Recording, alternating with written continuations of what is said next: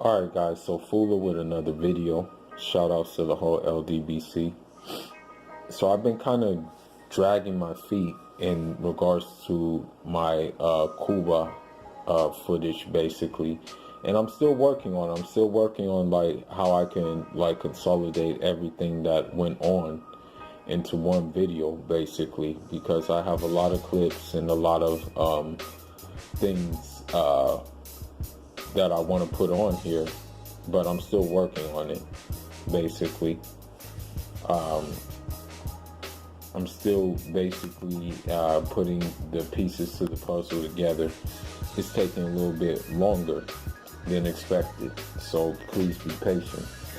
But in the meantime, I think I will go to my Q&A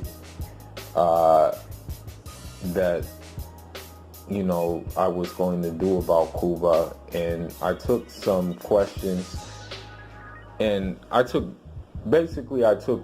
a few questions, and I decided to give out detailed answers in these questions. So I took a couple of questions from people who were on my social media networks and whatnot.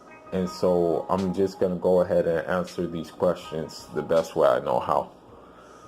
Now, the first question was, what did you like most about Cuba? And to answer that question, I would say that there's really too many answers I can really give about it. But I'll just give out a couple of things that I really like about it. The one thing I like about it is that the pace of Santiago de Cuba, and probably more parts of the island that I haven't seen yet, was very slow, was very smooth pace. But when you got into the market, there still was that hustle and bustle, but there wasn't like an aggressive hustle and bustle. People wouldn't traders wouldn't hassle you or get you to try to buy some things, but still there was many things readily available for you to buy whatever it is that you were looking for, in terms of food, in terms of all types of things, man, in terms of just souvenirs, in terms of a lot of things. And I guess another thing that you can say I like about what I liked about it is, I guess the natural disposition is what I really enjoyed about it. People just went on and just got on with their stuff. People weren't caught up in trying to be seen. People weren't caught up in, I guess you can say, trying to outdo the next man, and if that was the case, it was always in friendly fun.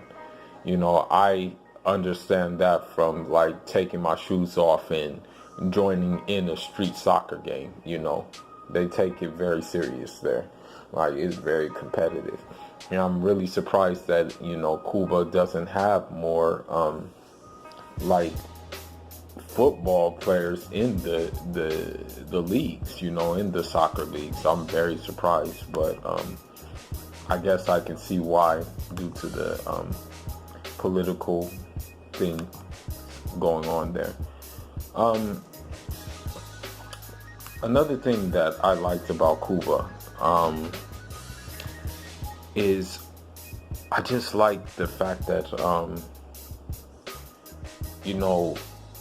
I could walk down the street and not be stared at so hard. I can walk down the street and just be looked at just as a human being. You know, I'm just gonna be real. Where I am in the United States, like you know, due to the obvious reason that I'm of you know, African descent, and to top it off, I'm of immigrant African descent. So, you know, when you have that kind of dynamic, you and the majority culture is, I want to say, you know, Caucasian, then you know, you get funny looks, you get funny stares, you get, you know, fear. There's fear there. There's like, yeah, there's just like just different dynamics that you kind of get annoyed at, but you know you have to roll with those punches because that's just the way it is. But there, I didn't have to worry about that. I would say that, and this, I'm just gonna close this question off with this. I would say that the reason why I like Cuba a lot is due to the fact that it reminded me of back home in Africa, because there was community. You know, there was convenience at certain times, and yeah, it just had many aspects of back home in Africa over there. That's why I appreciate it, with a Latin twist to it. That's what I think I like about it the most. Is it the perfect place? Absolutely not. But you know, nowhere's perfect. But that's how to answer that question, basically. Now, this came from a brother on Facebook, one of my friends on Facebook. He said that basically that most of the pictures that I've had with in Cuba have been with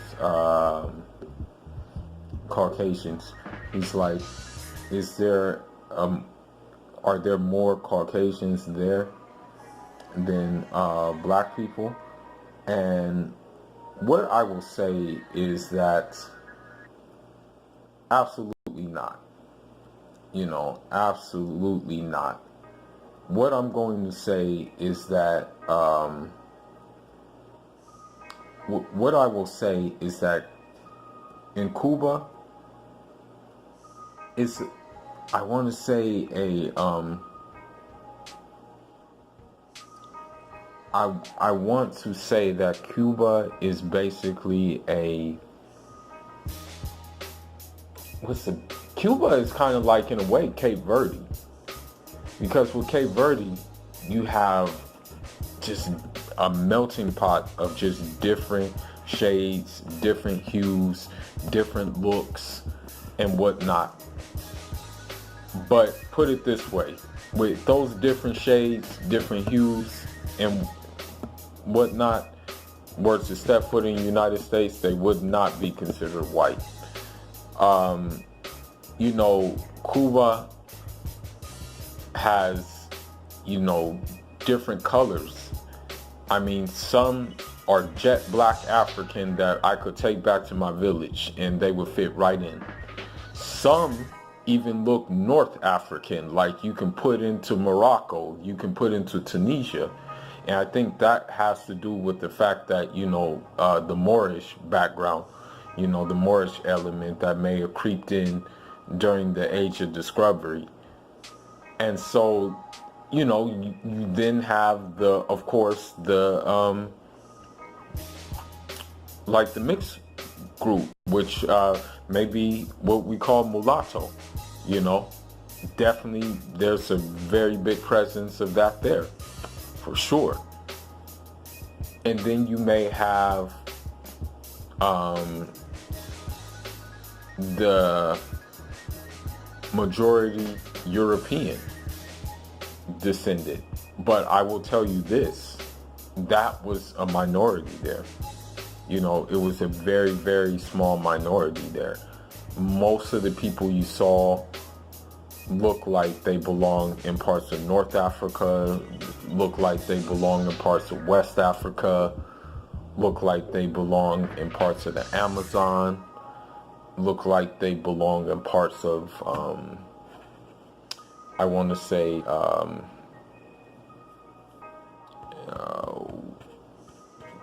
you know, just like different parts of Latin America, basically. Yeah, I want to say that. Yeah.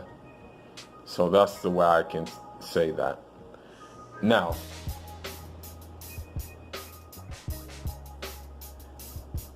to move on,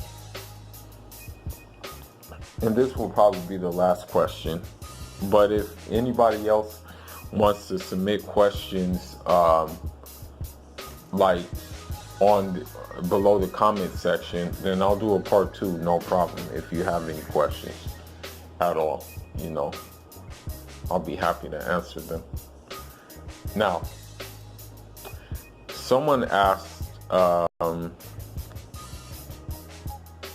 you know, will I move to Cuba, and when will I go back to Cuba? And the answer to that is, you know, although I could see myself living in Cuba, definitely, most definitely, I will probably end up just going there more often now, since I've like made some inroads there. Like, my sister already studied in Cuba, and I went to go visit her because she's doing her medicine degree in Cuba right now, because at the end of the day, Africans, many of us Africans opt to study medicine there, or even study other things there, than go to the United States if the options are available. And fortunately for her, the options were available. But I won't, you know, I won't move there. But what I will do is I'll frequent there like more often. I will, you know, see about like building a more foundation over there, you know, and just, you know, just basically like getting in better and better with each trip, you know, that goes there. You know, that's what I will end up doing. But I definitely look at Cuba as, you know, as a second home, as far as where my heart is. You know, my heart is in Africa, obviously. My heart is always in Africa, you know, without a doubt. You know, that's home is where the heart is. And, you know, my heart will always be in Africa, you know, no matter how far I am from it. You know, I don't like to give out a lot of information about myself, but, you know, I would say like 90% of my family is still in Africa. You know, the other 10% were spread out. But what I will say is this too about the whole thing is that, you know, one soccer player by the name of Samuel Eto'o, and I'm going to end this video on this note. One soccer player by the name of Samuel Eto'o, he said that, you know, although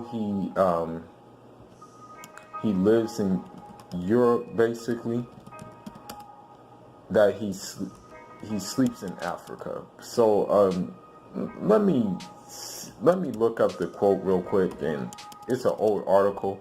I think it was during the World Cup, the 2010 World Cup. But let me look up the article real quick, and I can tell you exactly what he said. And I kind of related to my experience with me, you know. Just give me a minute. Yeah.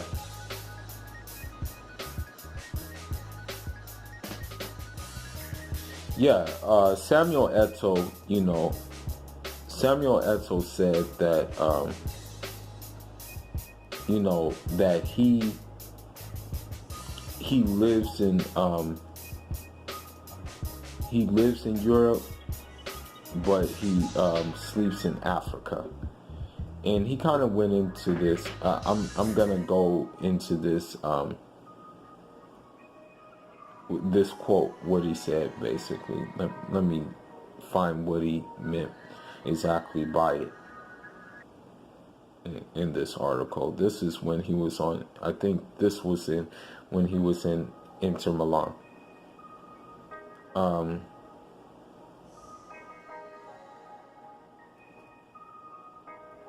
He was a hell of a player in Inter Milan. But I guess, that's what, he was just expressing, he was just basically expressing that, Africa is still with him,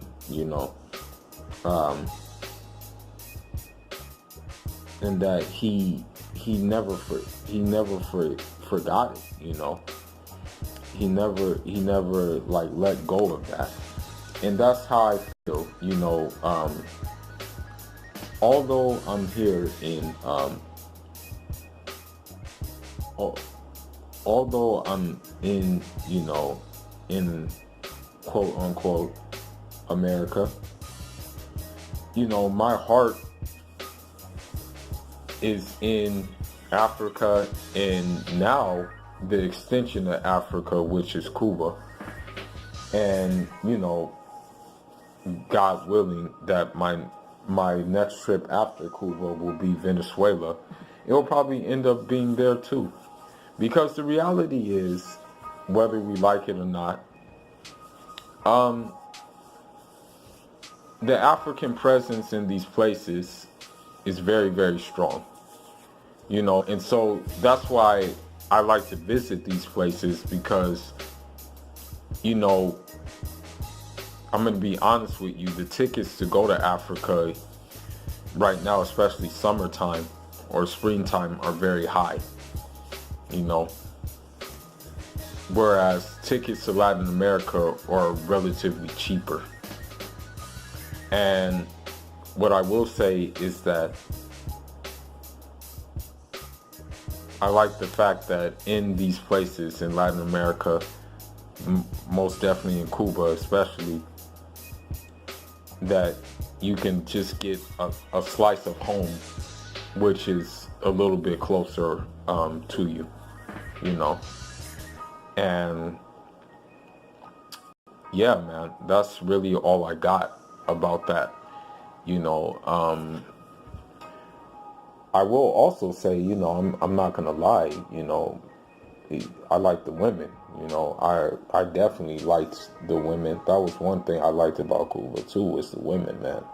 And I'm not saying that in a lustful way. I'm saying that in a way that the women there were, I want to say that, they were natural beauties, and they knew how to keep themselves together without like overdoing it, without like just wearing pounds and pounds of makeup or anything like that. And even they managed, a lot of them managed to be, attractive, just, wearing like regular stuff, like not necessarily being all dolled up or anything like that. And I kind of really appreciated it about them,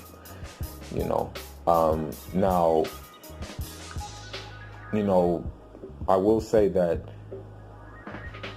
people have a misconception that, like, oh, if you're from a different country, you're going to get a lot of women. And,